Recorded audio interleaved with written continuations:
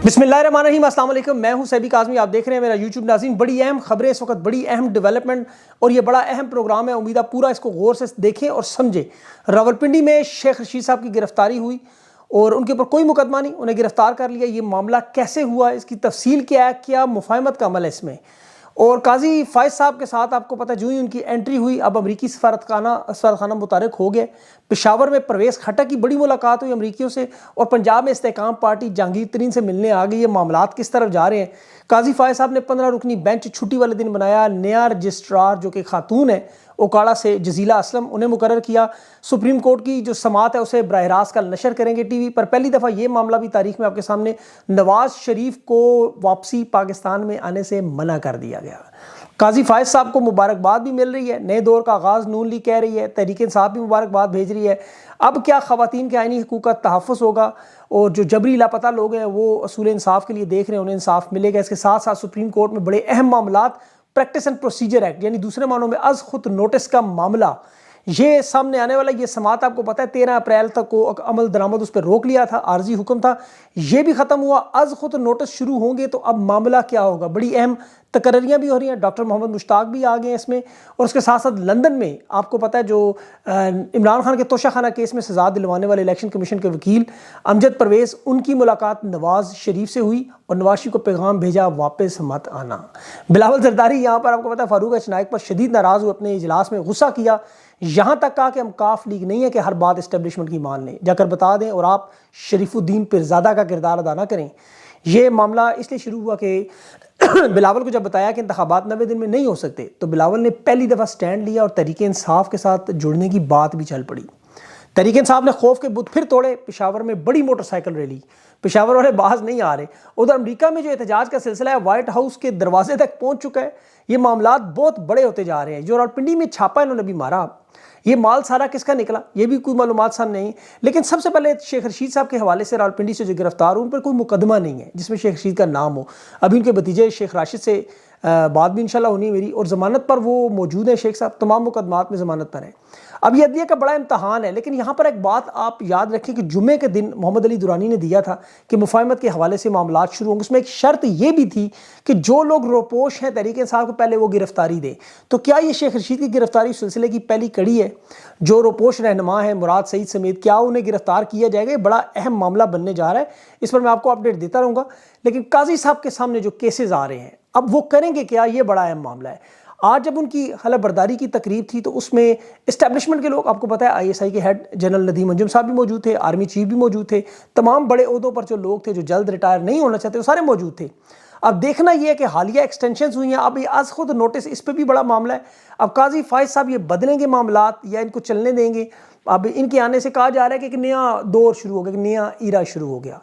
तो ये ताकत के बलबोते पर आपको पता जो प्लानिंग करते रहे इनके खिलाफ, वो तो माजी बन चुके हैं, बाजवा सब चले गए। सदारती रेफरेंस की साजिश थी, आपको पता है इनके ख़ानदान के ऊपर इल्ज़ामात की बौछार थी, बड़ी मुहिम चली थी। और काजी फायज साहब को सब याद है, देखना ही वो इंसान बनते हैं या बड़े जज, सुबह दोपहर शाम उस वक्त उनके बारे में जो हुआ वो मिसाल उसकी आपको पता है।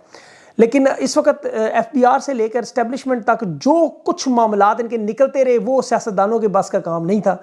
और काजी साहब जानते हैं कि 56,000 मुकदमात अपनी जगह, हाई कोर्ट में, सुप्रीम कोर्ट में जो तैनाती सीनियरिटी के असूल पे जजेस हैं वो अपनी जगह, और इसके साथ साथ इनके पास अब आपको पता है जो लोगों की आवाज़ नहीं है, जो इस वक्त दबे हुए हैं, जिसमें तहरीक इंसाफ सर फहरिस्त है, ख़वातीन सर फहरिस्त हैं, फिर आम इंतखाबात 90 दिन का मामला है, मिलिट्री कोर्ट्स का मामला है। तो इन्हें लोग दूरबीन से नहीं खुर्दबीन से इनके एक एक दिन को देखेंगे, एक एक दिन का अपडेट होगा।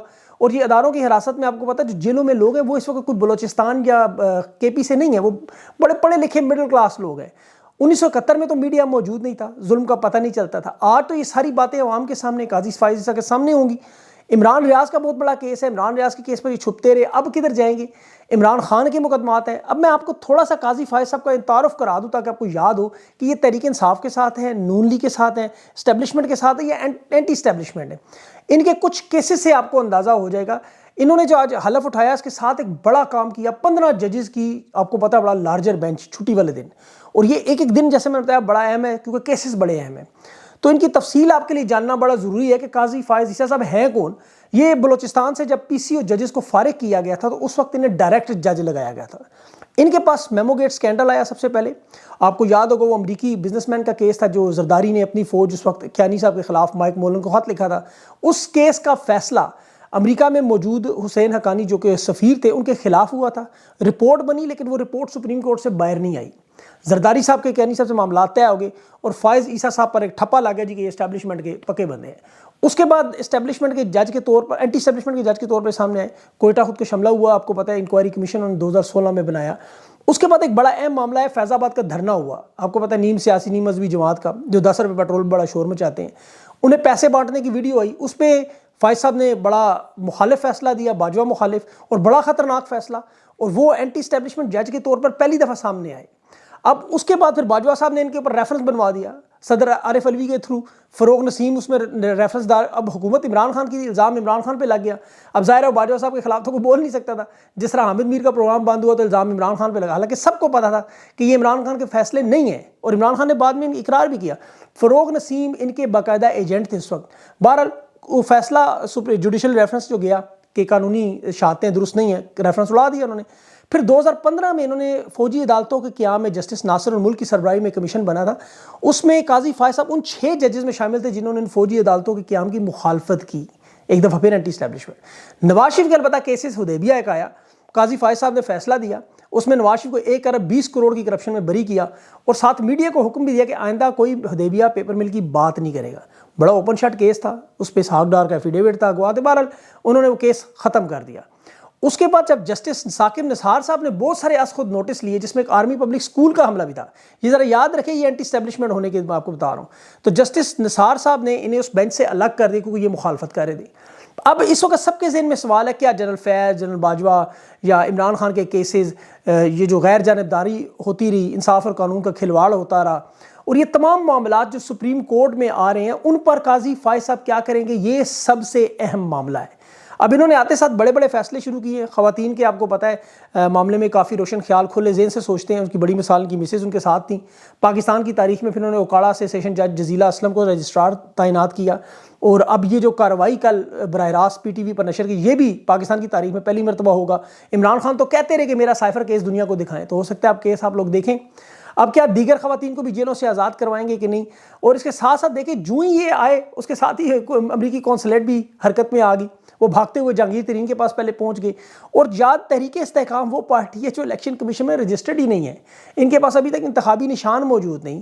اب سوال یہ پیدا ہوتا ہے کس حیثیت سے یہ اون چودھری اور مراد راس سے ملنے, اور مراد راس یہ وہ بندہ ہے جو 9 مئی کے واقعات میں سب سے پہلا امپورٹنٹ نام تھا.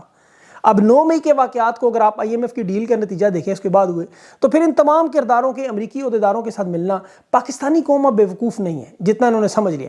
انہیں نظر آ رہا ہے کہ مالکان کے پاس لوگ پہنچ رہے ہیں اپنے اثاثوں کو بچانے کے لیے. اور یہاں تک معاملہ نہیں, پرویز خٹک اور محمود خان کی پشاور میں ملاقات ہوگی امریکی کونسل جنرل اشانتی مور اس سے پرویز خٹک اور محمود خان سے ملنے پشاور. اب اپنے دل پہ ہاتھ رکھ کے بتائیں کہ یہ پاکستان میں کبھی آپ نے اس طرح کے حالات دیکھے کہ کسی بھی ملک میں سرعام الیکشن سے پہلے اس طرح کی دن دہاڑے ملاقاتیں؟ اب ذرا اندازہ کریں, یہ ملاقاتیں آپ کے سامنے ہو رہی ہیں. ذرا اندازہ کریں اور سوچیں کہ وہ ملاقاتیں جو پس پردہ ہوں گی, جس طرح محمود مولوی نے بتایا کہ اسے گھر میں بیٹھ کے امریکی سفیر کہتا ہے کہ عمران خان گوارا نہیں, پھر سائفر آتا ہے, پھر سازش ہوتی, مداخلت ہوتی. تو امریکہ کو سب سے بڑا مسئلہ ہے, ادھر تو یہ ملاقاتیں کریں اور وہاں پاکستانی اوورسیز جو ہیں وہ نیو یارک وائٹ ہاؤس کے دروازے پر پہنچ چکے ہیں, اقوام متحدہ کے دفتر کے سامنے اکٹھے ہو چکے ہیں. اب یقین کریں کہ اتنی بڑی تعداد میں وہ لوگ ہیں. اب وہ فوٹیجز میں آپ کے ساتھ شیئر کروں گا, آپ پریشان ہو جائیں گے. مجھے وہ بھیج رہے ہیں لوگ بہت سارے کہ اتنی گاڑیاں پارکنگ میں نظر آ رہی ہیں کہ میں نے آج تک شاید امریکہ میں اتنا بڑا اجتماع نہیں, جس طرح کسی میوزک کا کانسرٹ ہو رہا ہے بہت بڑا. امریکہ سمیت کینیڈا سمیت پاکستانی وائٹ ہاؤس کے سامنے کھڑے ہو کر احتجاج کریں گے. اب امریکی میڈیا سے نظر انداز نہیں کر سکتا.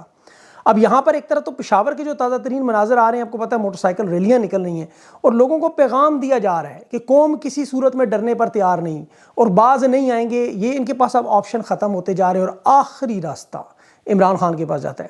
آج میری ابھی ہارون رشید صاحب, آپ کو پتہ ہے بڑے سینئر تجزیہ نگار ہیں, بڑی زبردست کھل کے بولتے ہیں, ان کے ساتھ میری بڑا اچھا انٹرویو ہے. وہ وی لاگ آپ نے ضرور چیک کرنا ہے, وہ ابھی ایڈیٹنگ پروسیس میں ہے. اس کے بعد ان میں بڑے اہم نکات انہوں نے مینشن کیے, وہ بھی میری طرح اس بات پہ متفق ہے کہ یہ عمران خان کے پاس جانے پر اب مجبور ہے. معاملات اب تیزی سے بدلنے جا رہے ہیں, آپ کو بڑے بڑے سرپرائزز ملیں گے. اور اس کی دیکھیں جو ملاقات امجد پرویز کی ساتھ ہوئی الیکشن کمیشن کا جو وکیل ہے توشہ خانہ کیس کا، وہ نواز شریف سے ملنے کے اور نواز شریف کو واپس آنے سے روک دیا انہوں نے، مریم نے۔ اب بلاول کی جو میٹنگ ہوئی اس میں فاروق نائک کو بلاول نے باقاعدہ جھاڑ دیا جب اس نے کہا نا 90 دن میں الیکشن نہیں ہوں گے۔ تو یہ بھی پیپلز پارٹی بھی سڑک پر آنے کو تیار ہے، تحریک انصاف کے ساتھ جڑنے پر تیار ہے۔ ماضی میں بہت سے معاملات اب آپ کو بدلتے نظر آئیں گے، اور یہ قاضی صاحب کا جو معاملہ ہے یہ بہت بڑا معاملہ ہے۔ اس کی وجہ یہ ہے کہ دیکھیں اس پہ اپڈیٹس میں آپ کو ضرور دیتا رہوں گا، مزید تفصیلات آتی رہیں گی، آپ لوگوں نے ضرور چیک کرنی ہے۔ ابھی اور بھی کچھ ایسی خبریں آ رہی ہیں، کچھ معلومات آ رہی ہیں جو میں شاید اس وقت فی الحال آپ کو اگلے ویلاگ تک یا اس سے اگلے ویلاگ میں بتاؤں گا۔ پاکستانی میڈیا پر آپ کو یہ خبریں نہیں ملیں گی، یہ اتنی اہم معلومات ہیں۔ ان کے پاس تو خبریں کیا ہیں جی، حنیف واسی کہہ رہا ہے جی کہ پیپلز پارٹی کا بھٹو مار گیا، وہ ندیم افضل چند کہہ رہا ہے جی کہ ہمارے پرانے اتحادی ووٹ کو عزت دے نعرے سے بھاگے، راجہ ریاض نون لیگ میں چلا گیا، اور چھوٹی سی نیچے خبر ٹکر چلا دیتے ہیں پیٹرول ڈیزل۔ یہ ابھی تک 90 کی دہائی میں وہی نورا کشتی، انہیں پتہ نہیں لگ رہا، سمجھ نہیں آ رہی کہ عوام بہت آگے چلی گئی ہے۔ لوگ سوشل میڈیا پہ دیکھتے ہیں صحبی کاظمی کو، اس کو دیکھ کے لوگوں کو فوراً 2 منٹ میں ساری خبریں مل جاتی ہیں، وہ تجزیے سے سمجھ جاتے ہیں، ماشاءاللہ شعور لوگ رکھتے ہیں، اور اب تو یہ لیول اس پہ آ چکے ہیں کہ انہیں سمجھ آ رہی ہے آہستہ آہستہ۔ تھوڑا سا جو ہارون رشید صاحب کے ساتھ میرا انٹرویو ہوا اس میں بڑی اہم باتیں ہیں، اور میں کوشش کروں گا کہ وہ جلد از جلد اس کی ویلاگ کے فوراً بعد اگر میں اپڈیٹ کر دوں آپ کو تاکہ آپ سن سکیں۔ انہوں نے بڑی اہم باتیں کی ہیں، تو وہ آپ تک پہنچانا بڑا ضروری ہے۔ مجھے تھوڑا سی دیر کے لیے اس میں لگے گی، لیکن انشاءاللہ وہ آپ کے پاس فوراً میں پہنچانے کی کوشش کرتا ہوں۔ تھوڑی دیر ہوئی لیکن آپ نے چیک ضرور کرنا ہے۔ اپنا خاص خیال رکھیں۔ مجھے اگلے ویلاگ کے لیے اجازت دیں۔ اللہ حافظ۔